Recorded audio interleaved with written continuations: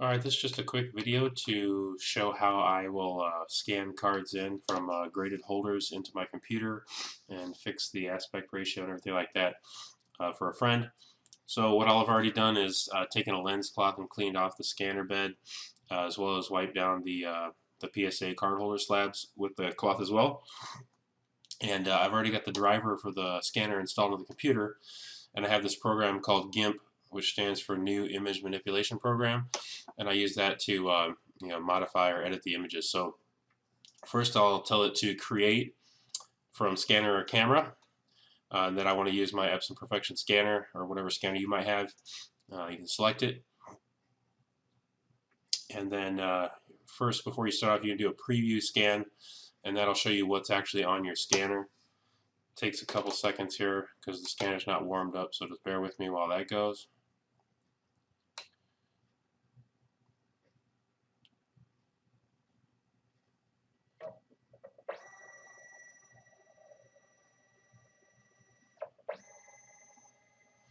So you can see that it shows the cards that I've chosen, just a few Emmett Smiths that I was going to scan in and correct as well.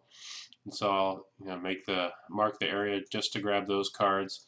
I'll do a low level dust removal to get any dust that I might have gotten with the cloth off, and then have it go into scan. There's also an automatic mode, but I like the professional mode because I can change some of the settings around. So once I say scan, it's going to scan in and do the dust removal. And then it'll automatically place it into the image editing program. And then after that, I'm going to flip the cards over and do the backs as well. And then I'll show you how I break them down into individual images from there, side by side. And this does really take a while to do, so it's mostly the dust removal because the scanner is actually done capturing the image right now, and it's just processing the dust removal.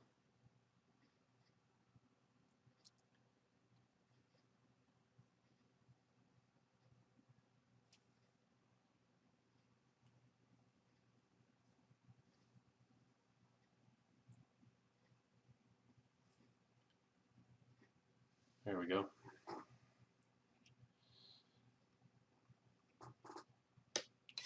Alright, so now I've got that in. If I hold down the control button and scroll the wheel on the mouse, it zooms in for me so you can see kind of what the image quality is like and how far you can zoom in.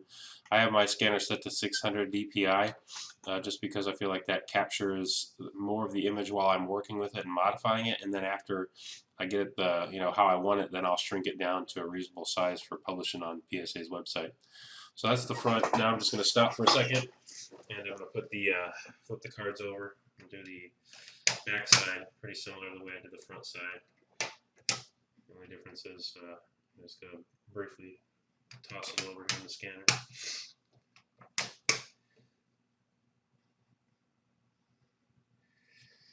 Okay, closing the scanner, and then we'll acquire these in the same way through the Create, Scanner Camera, Epson Perfection, Select. I'm going to do the preview again because when I flip the cards over, they move, and then I won't know where they're at exactly. Otherwise, I could be selecting empty space.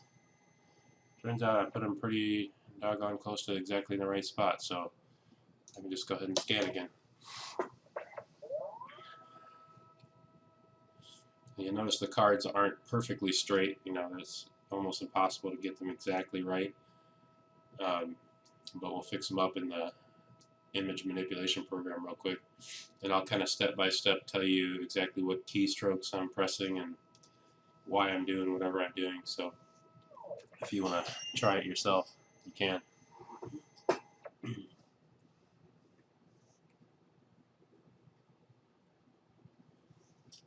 And just be another minute while this processes the dust removal.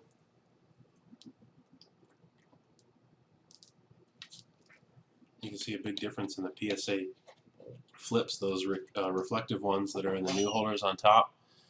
They really show up really nice on a scan.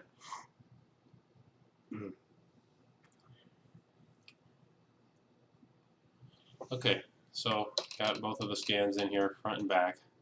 So we'll start off with the top two, and what I'm first going to do is I'm just going to cut one card out. And so what I do is I hold down the left control key and I scroll in nice and close so that I can kind of see what I'm doing. I'm going to take this triangle marquee here and I'm just going to select the card and make sure that I get it all the way around the edges. And then I'm just going to hit Control X to cut it. Now I'll do File, Create from Clipboard, because when I cut it, it goes to the clipboard. And now it just makes me a brand new picture with just that front card. I'll do the same exact thing with the back. Control and scroll the wheel to zoom in. I'm going to get in here and highlight my card. Pretty close. I'll go back down and take a look, make sure if you get too close you can move it out a little bit. If you hover, it gives you a selector bar. And then same thing, I'm just Control X to cut.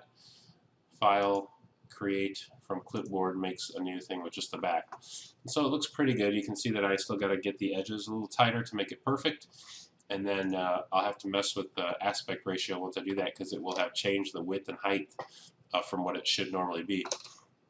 So the way I do this is just like this. I use the control wheel and I scroll in pretty good and tight, where you normally wouldn't want to be this tight on the card, right? But what I'll do is I'll use the tool called the Transform Perspective tool. And once I have that tool selected, you can see it gives a grid, but I'm not really interested in that. What I'm going to do is scroll, even though I'm up to the top edge of the border, I'm going to scroll up a little bit further so I can see this dead gray space here. And you'll see why in a second, and I scroll to the side a little bit as well. And then what I'm going to do is grab the card, and you see the dotted lines. I'm just going to move the edge of the card right up to those dotted lines, and you'll see why in a minute. Scroll down to the bottom, scroll a little bit past so I have that dead gray area to work with again. I'm going to grab this I'm just clicking my left mouse button down to grab. Now see, I'll bring it right up tight to the edge like that. What I'm kind of doing is basically like squaring up the image here when I do this. Oh, you can see I got a hair in there. And then what I'm going to do next is I'm going to scroll up to the top. And I'm going to move this in the corner. I want to get a little dead gray space in here too. And there we go. So, and then real quickly I'll go kind of investigate the edges to make sure, because sometimes it moves, like you see how it moves a little bit here.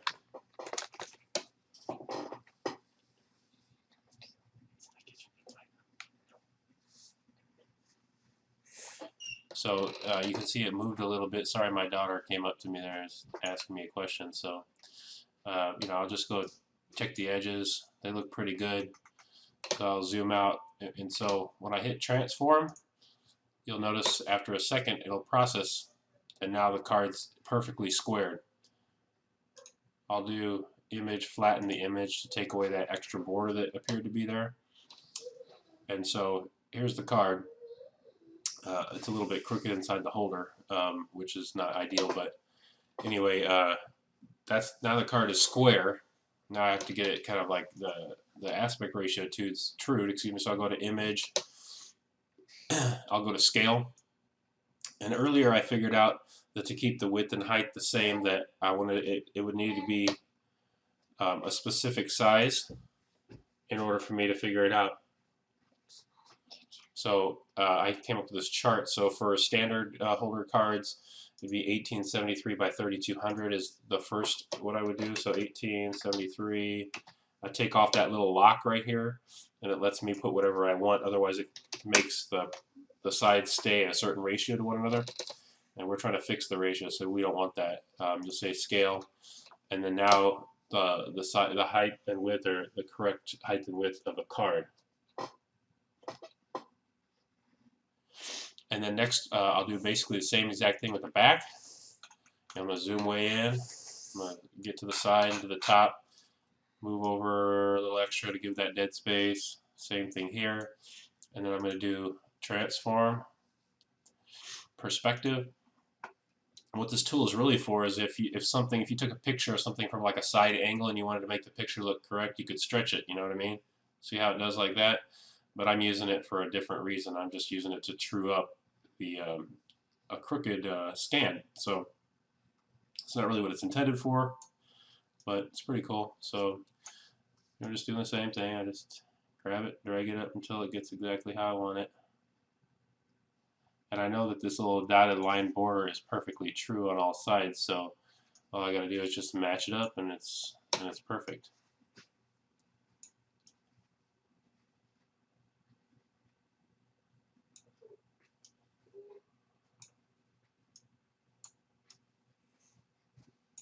Got to give myself a little dead space to make sure I'm getting right up to the edge.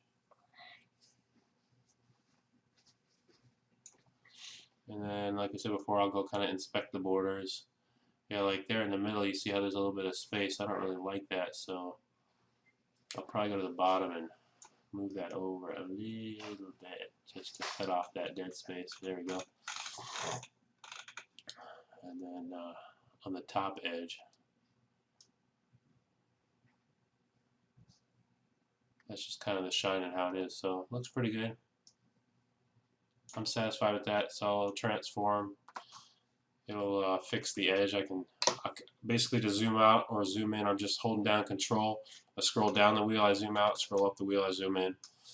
And then see how it has that double border? That's because when we stretch the image, it's hiding behind that, like the canvas that we have. And I don't want that, so I'm going to say Image Flatten, and I'll trash that extra border.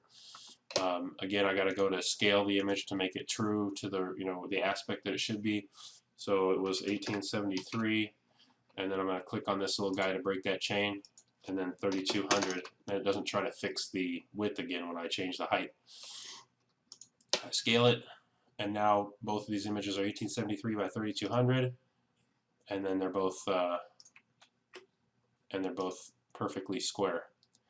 So next, what I do to get the side-by-side is I just create a new sheet here, and I know that it's 3746 is 2 times the 1883. I keep the height at 3200, and I make myself just a new that's double the size of these. When I get to this, I go back to the marquee tool, which is this square with the dotted lines.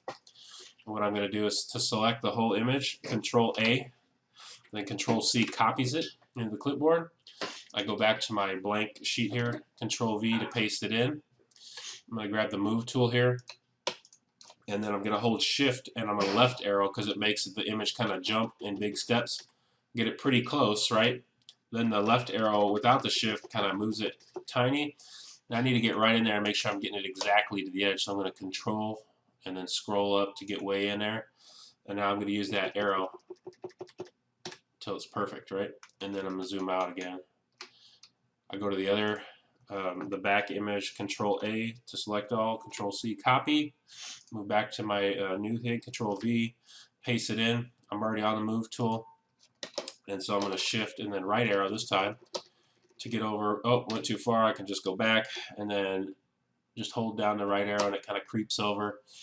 Control, scroll up. I'm zooming in. And then you can see I got a little bit of a gap here. I need to move that with the right arrow just slowly until it fills all that up. And you can see how it looks like it's there, but it's not because you can see 2 lines. That means you're not there yet. When it's a single line, you know you got it right on.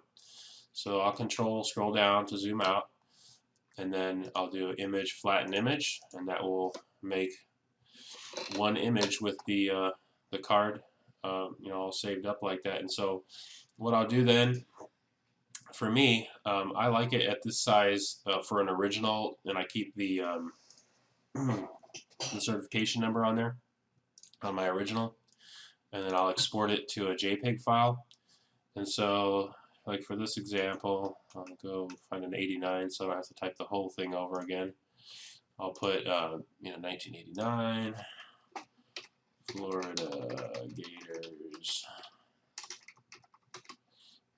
No number on, and then Emmett Smith Smokey, and then put Mint 10,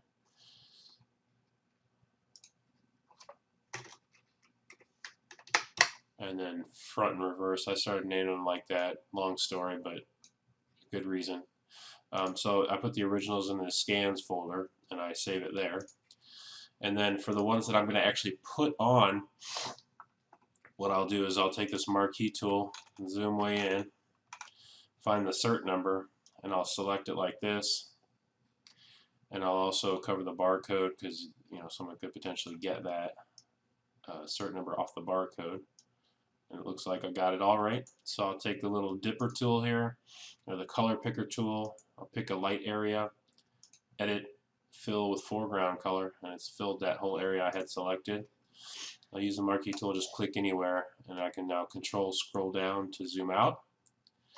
And then I want to make, now, so I've cleared off the cert for the one I want to publish, and then I'll go to image scale. Personally, I don't know why, but I've always gone with 600 pixels as a height, and then it automatically adjusts the width to be the right proportion so the card's height and width don't change now. And we don't want to unlock it this time because we're done fixing. Now we're just resizing. So we'll scale it down. That's 25% zoom, so this would be the actual size of that card when it's this image we've made now. And then what I'll do is just do a final export. I'll move into the resize folder, and then it's already got the name there from the from the previous image we had saved. Export it, and then that's it. And since you export, you're not actually saving. When you try to close it, it's going to ask you if you want to save, but you don't need to because you have already saved it 2 times, in fact. And then see how the front and back images are still here, so I'm going to just close those. Also, no save, close, no save. And so there you have it. That's the finished product. From there, what I would do is just go into my set registry, find the card, upload, and bam, side-by-side image. Hope that's helpful.